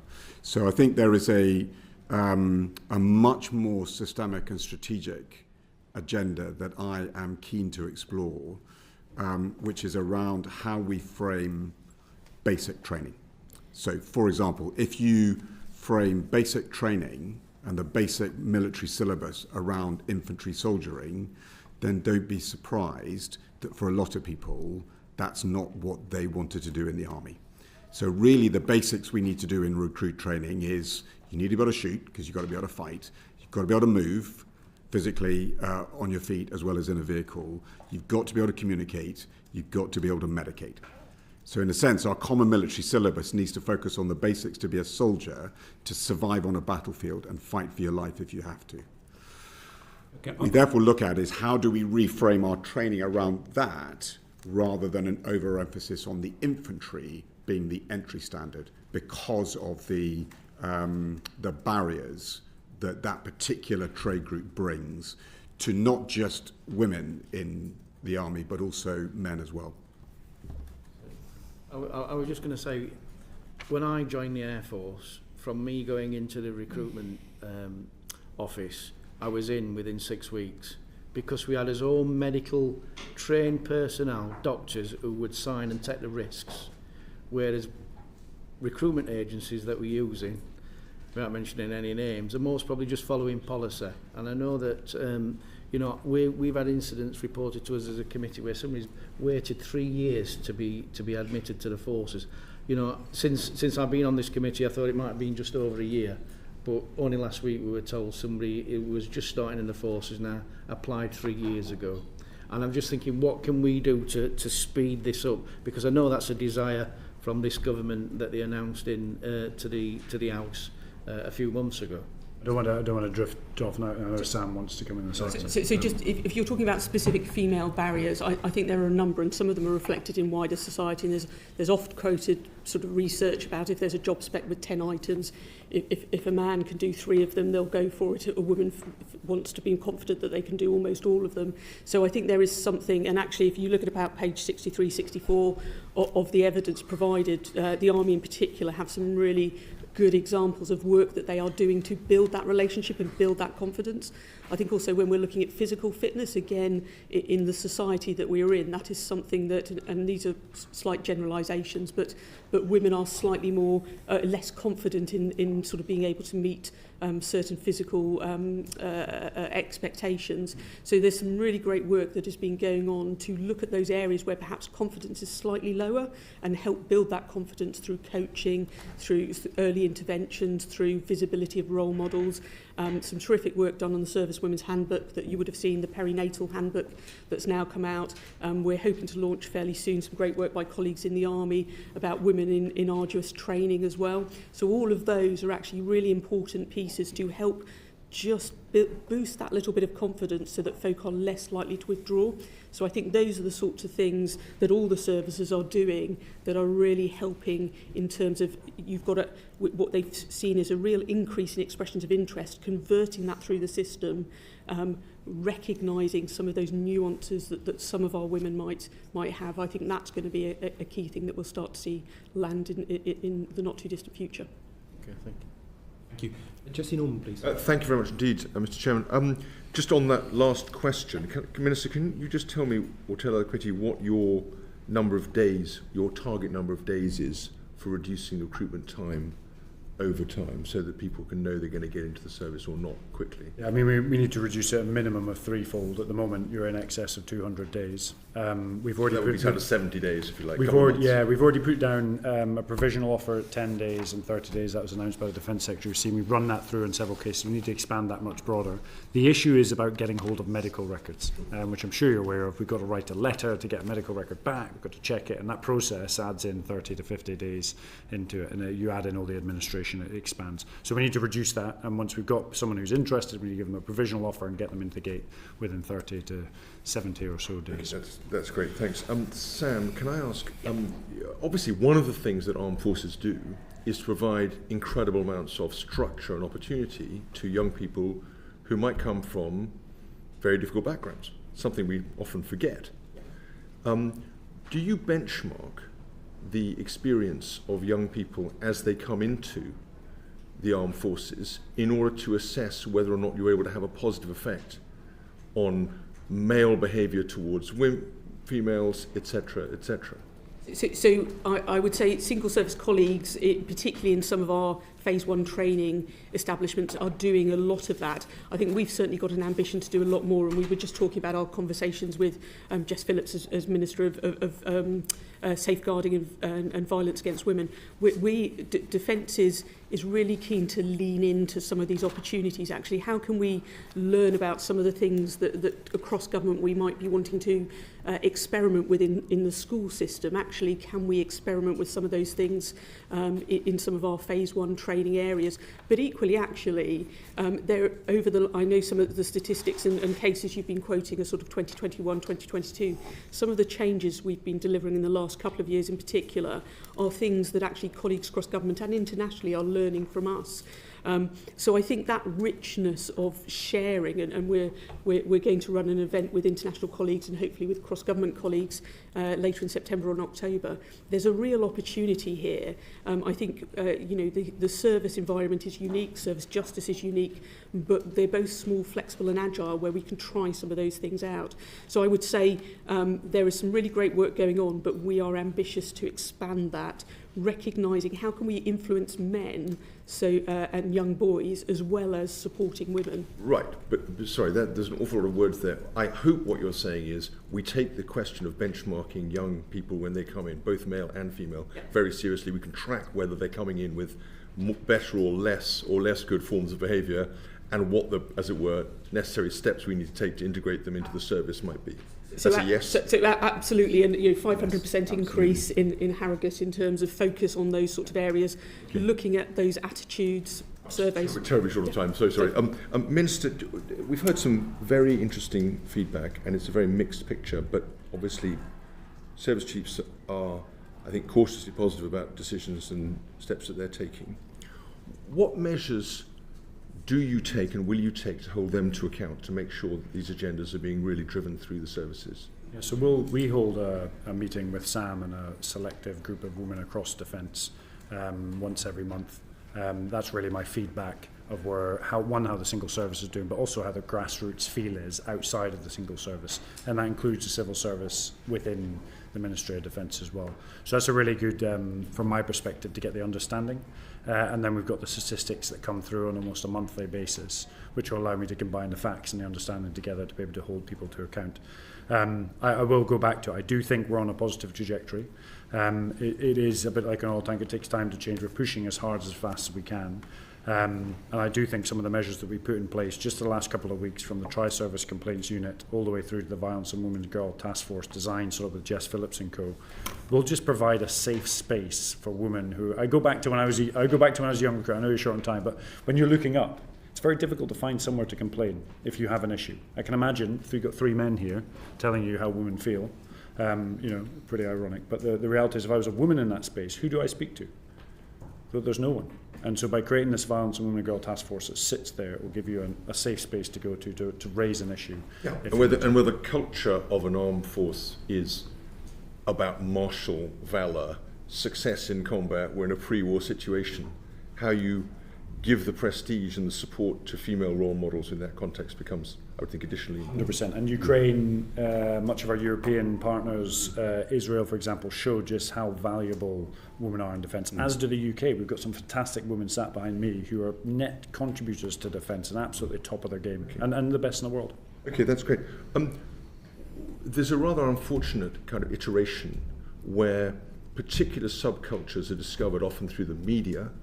Could be Harrogate, could be subs, could be Red Arrows. It feels like a surprise to the service in question. They're suddenly backpedaling, change occurs. How do you get ahead of that? Are there particular areas, I'm not expecting you to name subcultures within the armed forces now, but if you were able to write to us to give us a sense of comfort that you were aware that there were potentially emerging problems in areas so that we didn't feel this was continuously a matter of catch-up. It's not an easy question, but I'd be terribly grateful if you consider that. We will write back. I'll just cover off. I think the First Sea Lord highlighted, getting ahead of that case. It's actually when you pick up on a culture that you think is going wrong, it's usually through a command and leadership channel. You identify it and then you remove that individual before the incident or the culture is set place. It is absolutely about command and leadership. But to remove that individual completely out of the military before anything has happened usually means realigning him to a role where he maybe has less responsibility, she has less responsibility over an organisation. So I would love to write to you in due course. Can I just pile in on that, which is, so absolutely the number is cautious optimism that we're heading in the right direction. But I thought there was a very, very interesting piece in the Sunday papers by Matthew Syed on misogyny as a feature of society. It's getting harder. Likewise, I think a few weeks ago by Melanie Phillips saying exactly the same thing. So in a sense, where we're heading is this gets harder because of some of these baked-in behaviours that we are increasingly seeing as prevalent in society. So I think there is absolutely a desire, to your point, and with the Minister, is to recognise where the continuities are in the trends, but to try and find a way to get ahead of that. And I do think there is a degree, certainly as far as the Army is concerned, and I touched on it, in the framing of how we do basic training, which I think then makes this even harder to challenge, because you're making it what Mike Wixon report to in his report as hypermasculinity. We've got to recode how we view professional armed services in the 21st century. And there is nothing that I've seen about combat that means one gender is better than another. So we need to get over that and reframe and recode how we start and frame this to the society, because we need the best citizens in this country to join our armed forces so we can play our full and active role in our responsibilities as one of NATO's leading powers. So, to me, that is it. And final question, what are the general, well, we're going to start with you, but it'd be good to go all three chiefs. What are the specific obstacles that stop women progressing into your roles, for example? There's nothing to stop them coming to my role. In fact, Sharon is now a 4-star general on the and the number 2 in defence. So, and she moved from being the deputy chief of general staff to now being the vice chief. And you saw her last year when she was here, as she was the deputy chief of general staff. So I think there aren't any obstacles. There is no obstacle. I think there is a reality of a career progression and an advancement through the career we have to recognise is a different experience. And again, a lot of the statistics show, and the analysis shows that for servicewomen, it can be a harder path.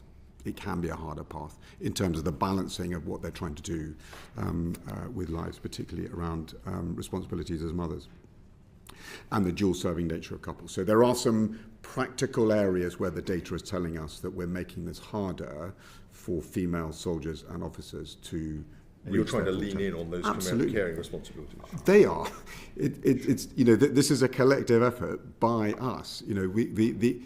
These officers and soldiers, they're not just in the army, and so they are the army. So we are doing this to ourselves.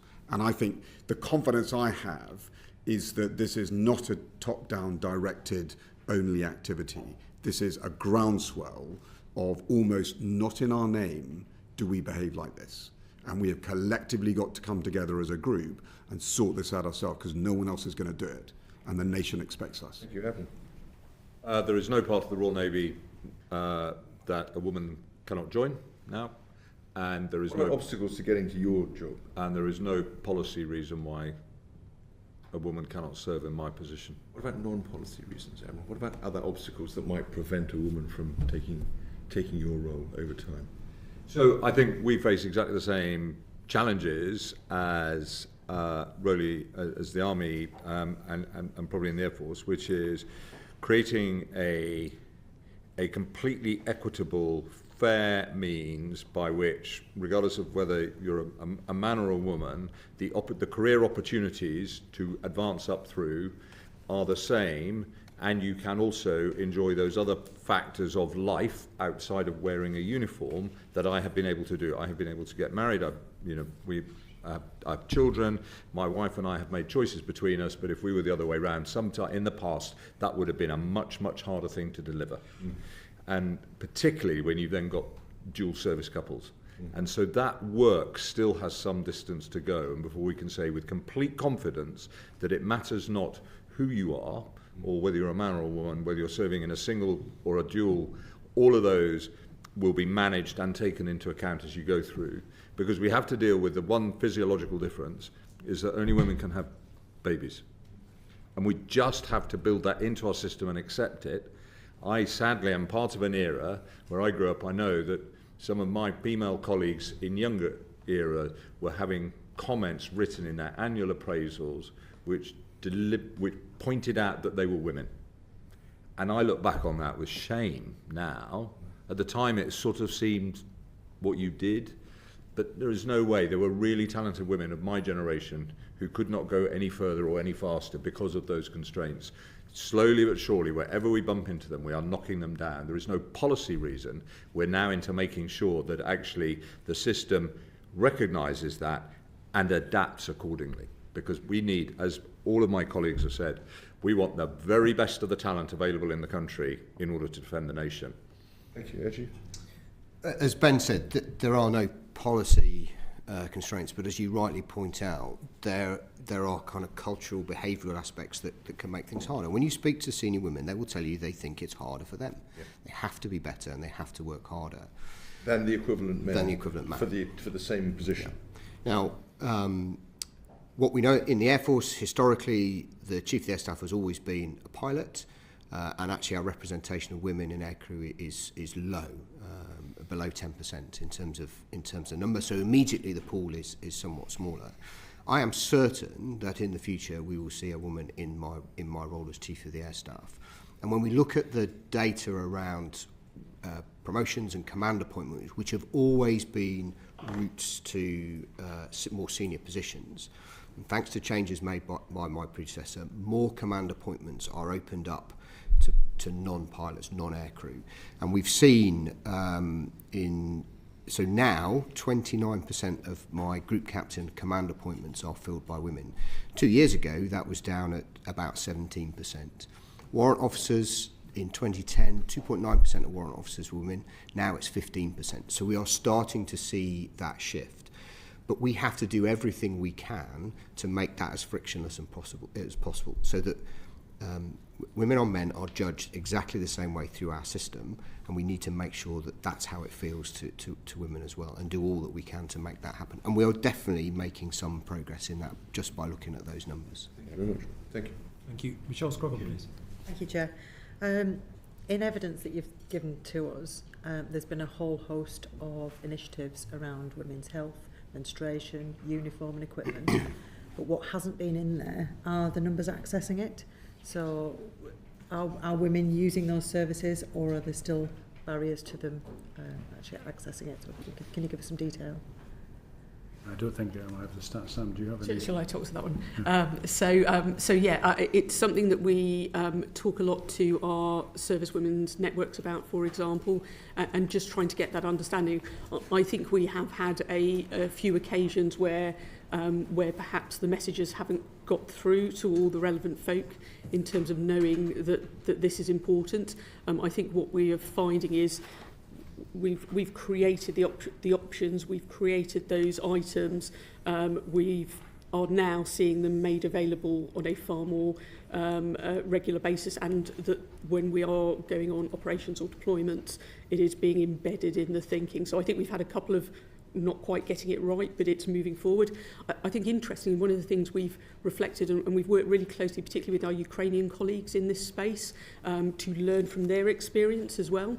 And that's got us thinking slightly differently about the provision we have found. So if I can talk quite bluntly in this space, which I think is important, I think what we have been hearing from Ukrainian colleagues who are on the front line, who are operating in a drone warfare world where it is very difficult to get any sort of privacy to look after hygiene and some of those sorts of things.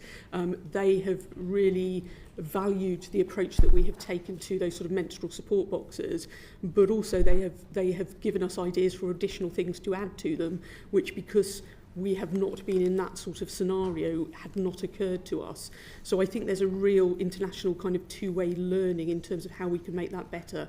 But I think we've certainly had a few occasions where actually those haven't got to the people who have needed them, and that's resulted in particularly the services picking that up and flowing that through the deployment thinking in a far more sort of cohered way.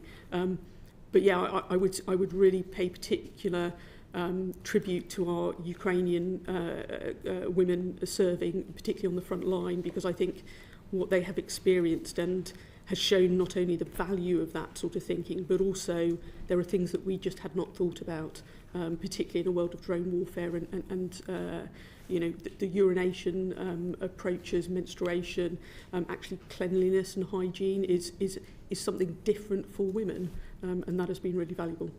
And again, with the particular uniforms and equipment, what checks and balances are you putting in place to see how well those initiatives are picked up and used? Do you have a process for measuring that?